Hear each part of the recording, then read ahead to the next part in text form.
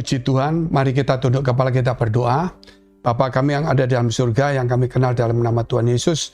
Bapa yang baik yang kami kenal dan yang kami percaya melalui Putra Tunggal-Mu Yesus Kristus. Biar Roh Kudus-Mu menyertai kami, sehingga kami mampu berdoa, sehingga kami boleh meningkatkan jam-jam doa kami. Sehingga Tuhan Kau memberkati, mengurapi setiap doa-doa kami, supaya di dalam doa kami ada hadirat Tuhan.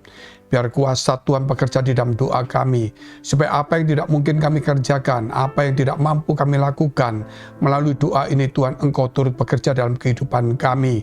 Baik kami yang sakit, yang susah, yang punya masalah, yang punya hutang, Tuhan yang dalam kerugian, bahkan Tuhan yang sudah tidak punya harapan, yang putus asa, yang ditinggal, yang sendiri, yang kesepian, yang sebagai yatim, Tuhan yang tidak punya penghasilan, yang ditolak, yang dipinggirkan, yang ditipu, yang dipenjara maupun yang sakit di rumah sakit, Tuhan menyertai, memberi kekuatan, menambah iman mereka di dalam nama Tuhan Yesus, supaya kuat kuasa Tuhan menyertai. Engkau mengampuni segala dosa salah setiap kami, bahkan Engkau mengulurkan tangan kasih setia kemurahan-Mu, supaya kami Tuhan menjadi pulih, tubuh kami menjadi segar, pikiran kami Tuhan, hati kami boleh menjadi tenang, dan kami boleh mendapatkan hikmat daripada Tuhan dan jalan keluar. Segala pengharapan boleh ada dalam kehidupan kami. Dalam nama Tuhan Yesus kami mengucap syukur dan berdoa. Haleluya. Amin. Shalom saudara, kalau kita melihat dan menjumpai, jikalau ada seseorang yang menderita, yang sulit, yang sudah berobat kemana-mana, yang tidak disembuhkan, yang mengalami putus asa, namun telinga kita harus mendengar tentang apa? Tentang nama Yesus Kristus.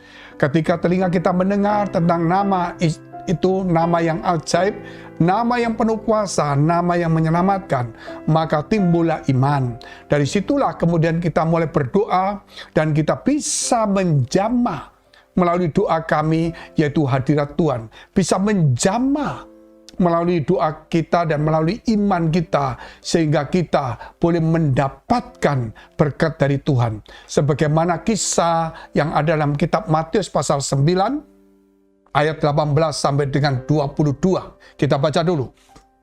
Sementara Yesus berbicara demikian kepada mereka, datanglah seorang kepala rumah ibadat, lalu menyembah Dia dan berkata, "Anakku perempuan baru saja meninggal, tetapi datanglah dan letakkanlah tanganmu atasnya, maka ia akan hidup."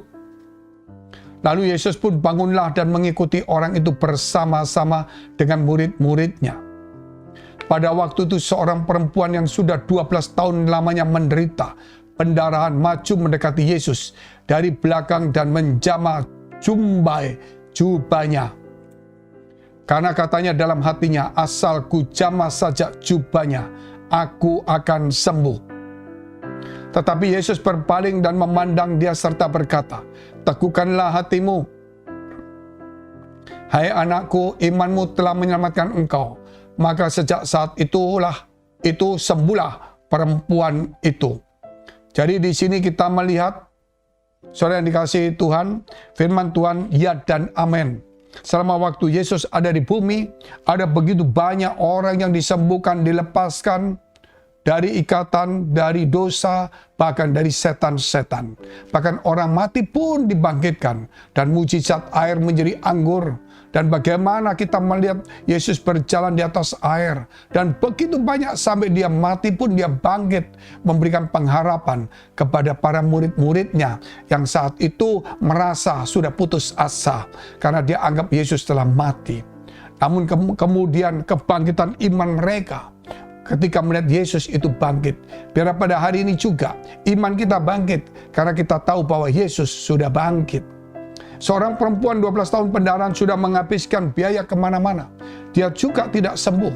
Akhirnya di tengah-tengah penderitaannya, di tengah-tengah putus asanya, dia mendengar ada Yesus Kristus. Maka dia berjalan dengan terseok-seok, dengan sangat sulit. Dia memperkirakan di mana Yesus akan berjalan, di jalan sebelah sana kurang lebih seperti itu.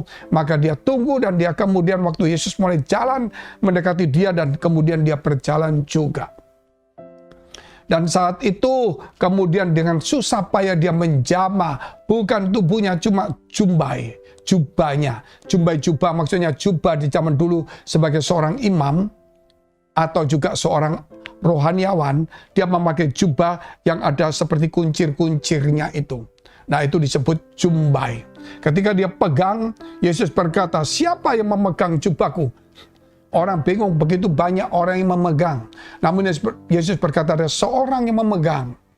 Dan kemudian perempuan itu dengan sangat ketakutan datang dan berkata, aku. Dan apa yang terjadi? Yesus berkata, jadilah sembuh. Imanmu telah menyembuhkan kamu. Dari sini kita melihat, saudara, perempuan itu sudah tidak punya harapan. Dia pikir asalku jamah saja jubahnya aku sembuh. Dan Yesus menghargai iman seperti itu, saudara.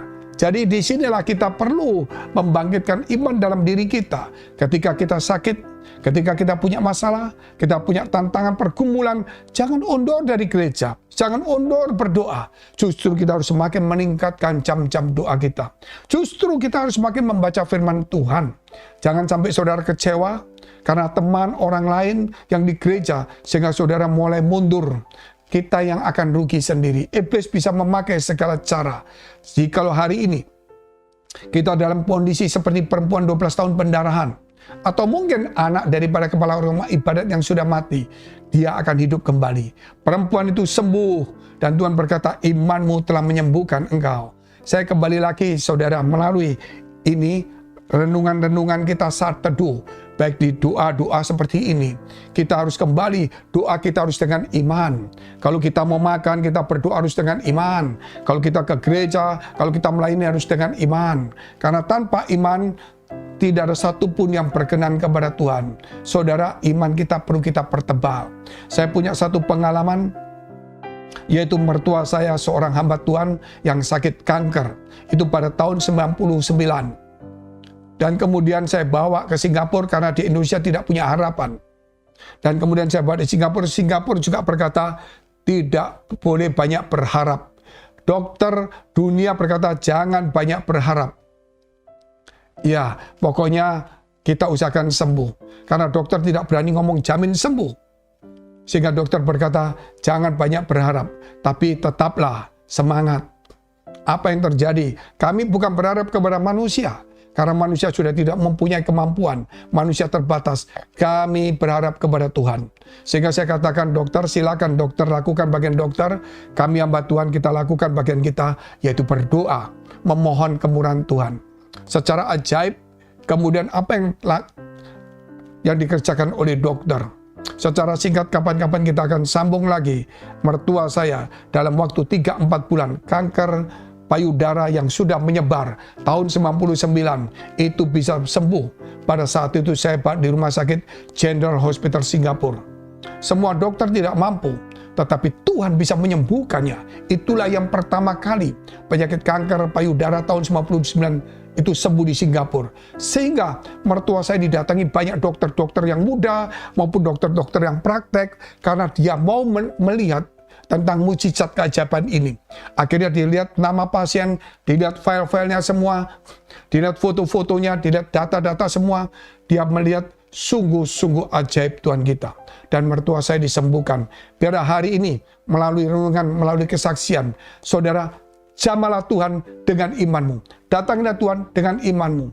Berdoalah dengan imanmu. Carilah wajah Tuhan dengan imanmu. Iman harus bangkit. Iman saudara harus hidup kembali. Jangan kamu kecewa, jangan mundur. Karena kamu sakit hati kecewa, karena dirugikan oleh orang lain. Kita rugi sendiri. Justru hari ini bersyukur. Mungkin kita dikecewakan orang lain. Kita mungkin dirugikan orang lain. Tapi dalam situasi sulit, kita kehilangan, tapi iman kita bukan hilang, semakin meningkat. Disitulah kita menemukan kebenaran yang luar biasa. Kita bukan menemukan apa yang hilang saja, tapi kita menemukan Tuhan. Dan apa yang hilang itu dikembalikan, yang sakit disembuhkan kembali, dan mendapatkan satu pujian dari Tuhan. Mari kita tunduk kepala kita berdoa. Bapa kami yang ada dalam surga, terima kasih atas kebaikan Tuhan. Sehingga hari ini Tuhan, biar iman kami, semua saudara kami boleh dibangunkan kembali. Karena Engkau berkata, oleh karena imanmu menjadi sembuh. Oleh karena imanmu Tuhan, oleh sebab itu biarlah pada hari-hari seperti ini, melalui doa saat teduh dan renungan, kami membangun iman kami di tengah-tengah putus asa, di tengah-tengah kekecewaan, di tengah-tengah tidak ada harapan, di tengah-tengah kami sudah tidak mampu. Disitulah kami, Tuhan, berjumpa dengan Tuhan dan Engkau memampukan, Engkau memberikan kesembuhan, pemulihan. Mari saudara, engkau yang susah, punya masalah, persoalan, tantangan, yang rugi, yang putus asa, tidak punya harapan, yang bernasib malang, dan engkau sendiri ditinggalkan, kehilangan pekerjaan dan sebagainya. Dekapkan kedua tanganmu di dadamu. Engkau yang sakit, dekapkan tanganmu di bagian yang sakit. Kami berdoa, hamba-Mu berdoa di dalam nama Yesus. Ulurkan tangan-Mu Tuhan, ampuni segala dosa dan kesalahannya. Biar kami boleh menjadi pulih dan sembuh di dalam nama Tuhan Yesus Kristus. Biar kami, Tuhan, yang kehilangan pekerjaan, yang punya masalah, persoalan, tantangan, diberikan hikmat jalan keluar, diberikan apa yang hilang. Dan Tuhan, yang kesepian Engkau hiburkan, yang sedih Engkau beri hiburkan, beri kekuatan kepada yang lemah, yang sakit Engkau Tuhan sembuhkan dalam nama Yesus. Biar pemulihan keluarga, pemulihan kesehatan, pemulihan pekerjaan, semua terjadi karena iman kami kepada Tuhan. Iman kami bangkit hari ini dalam nama Yesus. Haleluya. Amin. Shalom saudara. Kalau saudara masih membutuhkan doa-doa dan konseling, saudara bisa menghubungi nomor-nomor handphone yang tertera. Sampai jumpa. Tuhan Yesus memberkati. God bless.